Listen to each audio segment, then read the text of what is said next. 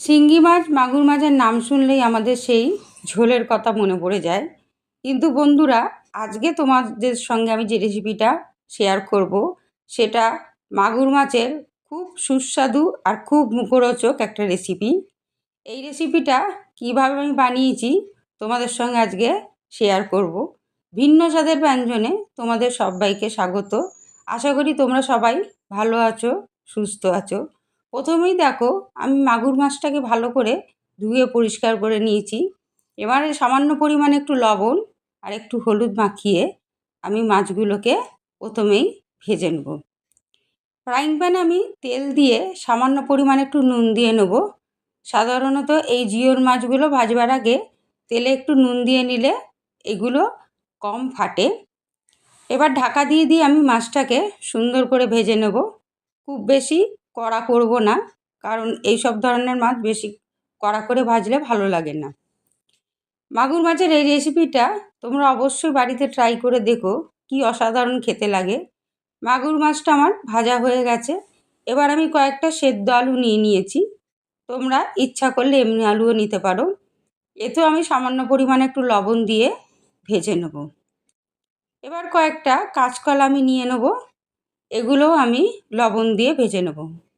কাঁচকলা আলু দিয়ে মাগুর মাছের এই রেসিপিটা একবার খেলে সত্যি এর স্বাদ ভোলা যাবে না। তাই তোমাদের কাছে আমার অনুরোধ, অবশ্যই বাড়িতে এইটা ট্রাই করো। ট্রাই করে আমাকে কমেন্টে অবশ্যই জানিও তোমাদের কেমন লাগলো। একটা টমেটো আমি নিয়ে নেব, সেটাকে আমি ভালো করে চপড করে নিয়ে এই তেলে ভেজে নেব। এবার সামান্য একটা মশলা নিয়ে নেব, খুব সামান্য পরিমাণই নেব মশলা। খুব অল্প পরিমাণে মশলাতে এই রান্নাটা করা হয়ে যায়।